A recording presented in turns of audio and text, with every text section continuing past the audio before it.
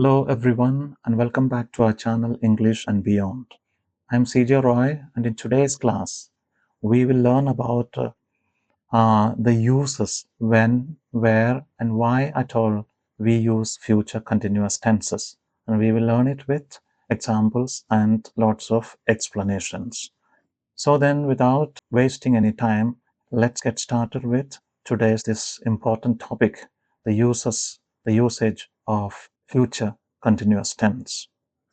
First and foremost, please do understand that future continuous tense we use to describe an action that will be in progress at a specific time in the future. This is the one thing that you need to remember. So we use basically present now future continuous tense to describe about an action that will be happening at a later time in the future. This is where future continuous tense comes into play here. For example, at 8 p.m. tomorrow, I will be watching my favorite show. Example, at 8 p.m. tomorrow is a future time. I will be watching. Simple future we say I will watch means that is a certainty, like, but here I will be doing something. What am I doing? What will I be doing? I'll be watching my favorite show. Next, this time next week. This time next week, she will be attending a conference. Today she is here with us, but the same time next week she will be attending a conference. And at 10 a.m. they will be driving to the airport. So it's a future time at 10 a.m., 10 a.m. or 10 p.m., whatever you say. But we refer to a future time where she will be doing something. What will she be doing? She will be doing driving to the airport. Next, by noon, we will be having lunch at the restaurant. By noon, we will be having lunch. So that time by noon, an action will be, that is taking lunch, will be taking place in the future. He will be studying for his exams at this time next month. So next month, this time, what will be happening? He will be studying. The last one, the kids will be playing in the park in the evening. In the evening, they will be doing an action. Playing action will be going on in the park.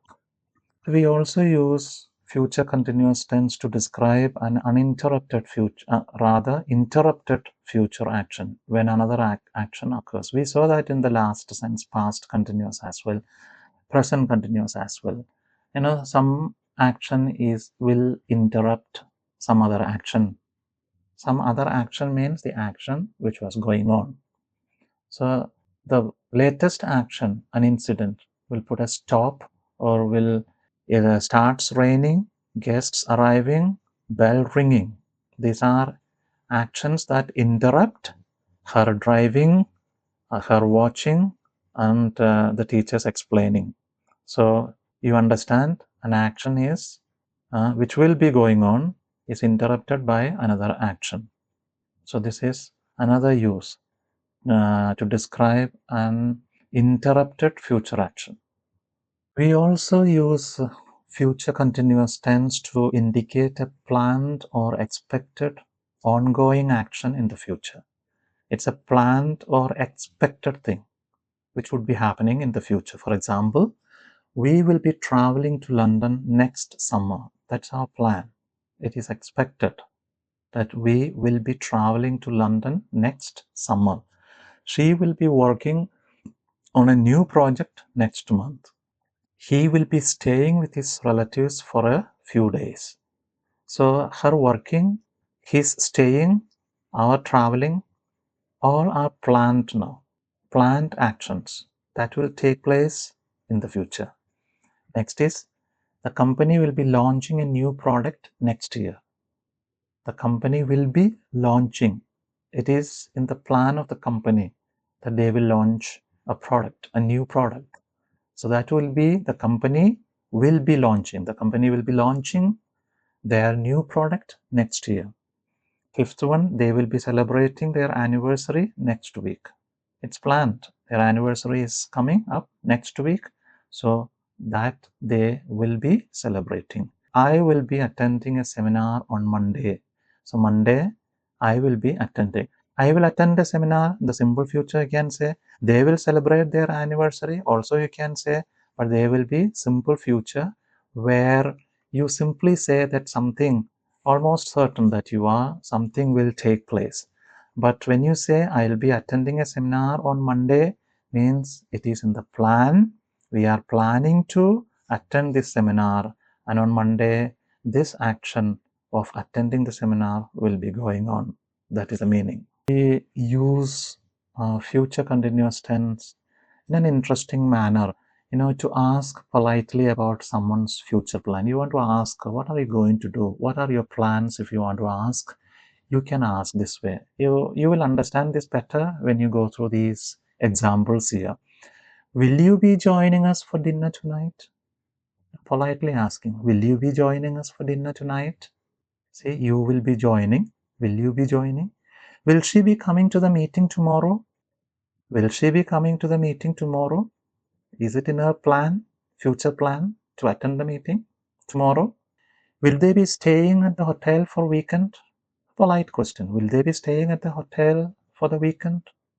Is it in their plan of staying the next weekend? Will your brother, will he be? Will your brother be playing in the tournament? Tournament is coming. Will your brother be a part of that? Will he be playing? Will we be discussing the report in the next session? That's another one. Any plan? It's just, will he be traveling to Paris next month? So these questions, if you see, actually you are inquiring about, in a polite manner, you are inquiring about someone's future plan. Okay. Will you be getting married next month? I just would like to ask her and know about her marriage plans. So I'm saying, will you be? Okay. Will you be coming? Will you be going for your holidays next month? These are polite questions that we ask. For this also, we use future continuous tense. Next, interestingly, we also use future continuous tense to make predictions about ongoing future events. Something will be happening in the future. We just assume and then we just predict this one. For example, people will be using electric cars in the next decades. No more gas-driven petrol or diesel-driven vehicles, or will be using. So it's a sort of a prediction. We say people will be using. Scientists will be researching new cures for diseases. Scientists are saying, we are making a prediction. We are making a prediction about the scientists doing some research for certain diseases, cure for the diseases. More students will be enrolling in online courses. So trend is now no more less of physical class and more of online in today's world. So I'm just making a prediction that most students will be enrolling in online classes. Next is AI, artificial intelligence will be shaping the future of education. I'm just making a prediction. I'm just predicting that AI will take over. It will be the future of education. Well, it will be shaped by AI. And it's true, I believe so. You would agree with me. Next is climate change will be affecting global temperatures. Already affecting it very badly. Now in the future, it will be more than what we suffer today. So climate change will be affecting. Next, virtual reality will be changing the way we interact. So these are what actually in these sentences we are doing. We are making predictions about some ongoing future events. In the future, some things will take place. Not just a one-off incident, it will be an ongoing process in the future. To describe such processes in the future, we use future continuous. So you go through all these examples. When you go through these examples, you will understand exactly how future continuous is used. Next, future continuous is also used to express certainty about something happening in the future. We are very sure something will happen. See, you could replace this with simple future as well. But simple future will just make a one-off incident. We are certain about something will happen. But here it is, we are expressing a certain amount of certainty about something happening in the future. We are sure this thing will be happening in the future. So it will be happening, not just happen, it will be a process. It will be something, an action that will be taking place, happening. So let us see some of the examples for this one, and you will understand what I mean. Don't call me at 9 p.m. I will be watching my favorite show.